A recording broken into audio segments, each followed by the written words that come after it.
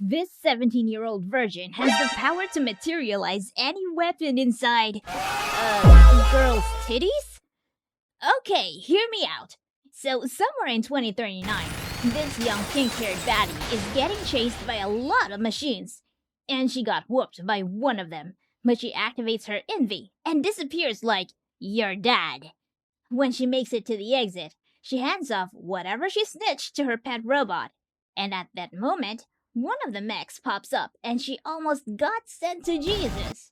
But thankfully, her backup entered the chat and gave her a chance to really escape.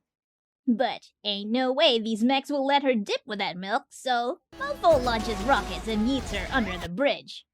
Meanwhile, say hello to this socially awkward 17-year-old, Shu Ouma, who's been talking to this side character and gets told that there were reports of a terrorist attack the night before. That's why there are so many soldiers around. Once bro gets to school, he starts lore dumping and explains that 10 years ago, a virus triggered a full-blown pandemic and clapped Japan in the cheeks so hard they had to call an international backup. Ever since, Japan's been kinda dependent on those partners to keep the lights on. After class, Shu makes his way to his secret base, which is an abandoned house in a forbidden area. And bro was surprised by what he found. The pink-haired girl. And since, she just barely survived her life, she didn't trust Shu at first. But they managed to chill together. Shu even shared his food, and bro started striking up a convo with her, especially once you realized she was actually a singer from a really famous band. At this point, the girl reveals that her name is Inori Yuzuriha, and asks Shu to take her robot to a specific place in the city. And then, this baldy and his goons show up and brutally beat a teenager. Shu tries to step in, but he just quickly wussed out. So, Major Guin and his evil G.I. Joes take Inori away. And while Shu is trying to recreate the Yamcha pose, the robot funnel shows Shu a map of the place Inori told him about. So, as his redemption arc, he takes the robot to that place. As they reach the location, they find a bunch of hoodlums trying to rob them. 'Cause they thought the robot was a rice cooker. And I ain't joking, that's true, by the way. Then someone shows up, and bro was like, I have the high ground, started aura farming, and quickly beat the crap out of the retard. So this pretty boy introduces himself as Guy. Yeah, that's his name. He is the Guy. Bro is him. He's the leader of this so-called terrorist group, Funeral Parlor. And then this cat girl came out of nowhere and snatched that robot. Then Guy asked Shu, where's Inori? And Shu was like, well, she was getting interrogated. Then they were attacked by this motherfucker and his goons. And they are such assholes they went full PvP. Started shooting everyone, even civilians. Then one of the mechs attacked them, splitting Guy and Shu apart. So Guy told Shu to protect that very important thing. Search for Inori and rescue her. As the military clashes with Funeral Parlor, Shu finally reaches Inori. And as bro is about to get smacked by some endlave, it accidentally smashes the vial. And it bonds with Shu. Then bro starts pulling out a huge-ass sword coming out of Inori's chest. What the heck are those titties? A 3D printer? Well, anyway, the mechs tried to attack them and bro started parrying that shit like Expedition 33, easily soloing and saving them both. And while the gang tries to escape, another blonde boy tries to kill one of their mech pilots. But thanks to the cat girl and her gyat, she manages to save the pilot. Now this blonde boy is Daryl Yan, and he's a nepo baby. His father is a high-ranking military commander, so this kid is spoiled to the core and a psycho. He tells Mr. Baldy that he'll be joining their squad, for now. Then Shu finds himself with Guy and Inori on top of a building, where Guy says he's clearly disappointed with Inori for literally screwing up the mission. But Shu starts white knighting Inori and says she did her best, while Guy explains that her huge mistake was giving Shu the power of the key, revealed to be the Void Genome. It's a very OP biological weapon that was actually supposed to be used on Guy. And honestly, all of this could have been prevented if Guy hadn't been aura farming when he first met Shu and had just grabbed the genome for himself.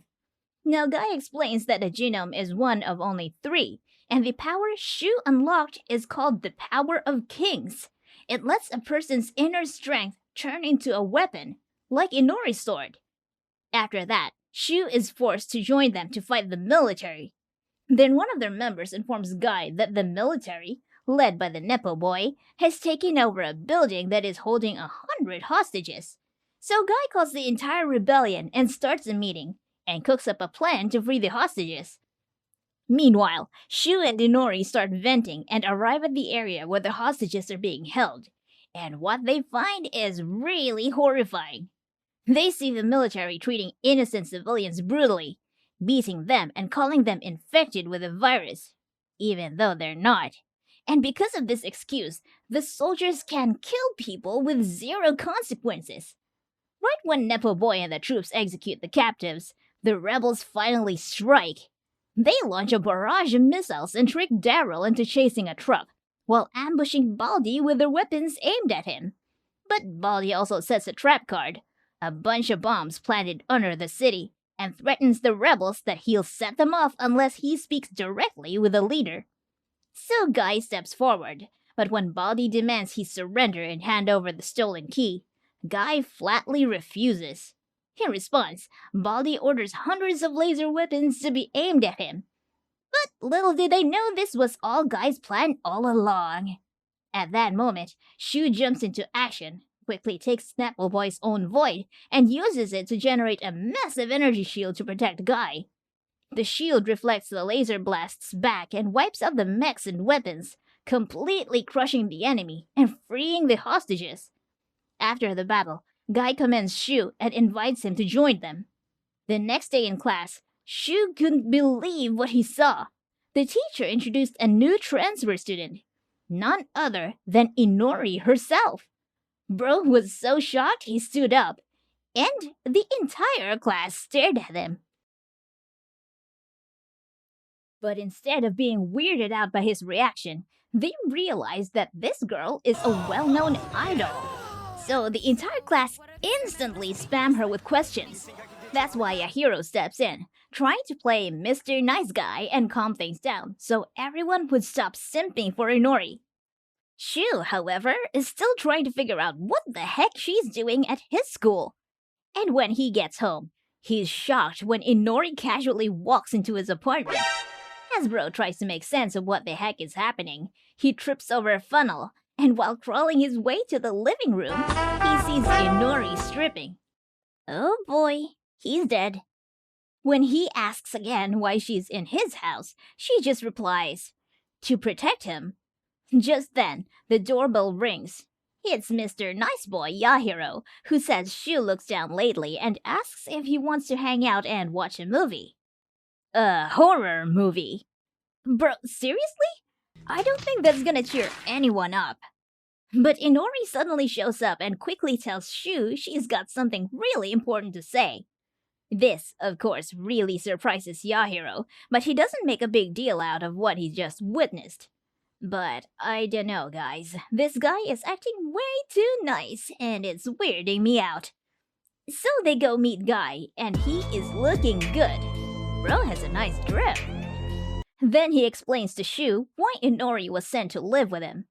Turns out, one of the hostages from the last battle is actually a student at Shu's school. If that student recognizes him, there's a risk they'll snitch to the military. Because of that, Guy gives Shu and Inori the mission to find out who the witness is, and to use Shu's power to do it.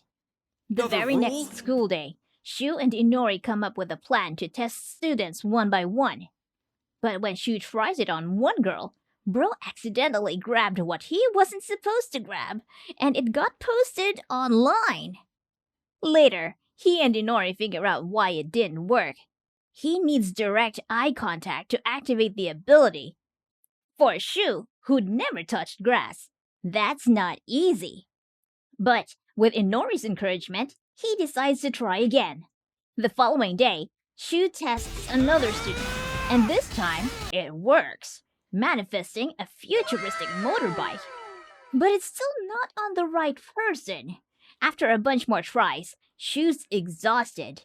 And at one point, Bro almost gets killed by a refrigerator. Inori then explains that each void reflects a person's inner fears or insecurities, and the one they're looking for is a pair of scissors. So Shu's like, if that's the case, then why is your void a sword? Before she can answer, the girl he touched earlier shows up and starts chasing him. But look who it is! Yahiro himself! He helps them escape and hides them in the gym. That's when Yahiro says something that makes Shu realize this is the guy they've been looking for. When confronted, Yahiro loses control and attacks Shu. But our MC manages to defend himself by manifesting the scissors as his own weapon. Inori was ready to finish Yahiro off, but Shu stops her, insisting this isn't the right way. After that, he and Yahiro agree to keep everything a secret. The next day, Shu and Inori ride the train together. Inori admits she wants to keep living with him so she can learn more about him. Then the train suddenly stops. Armed soldiers are waiting at the station, and as the doors open, Yahiro betrays Shu and yeets him straight into the hands of the military. Bro gets arrested on the spot.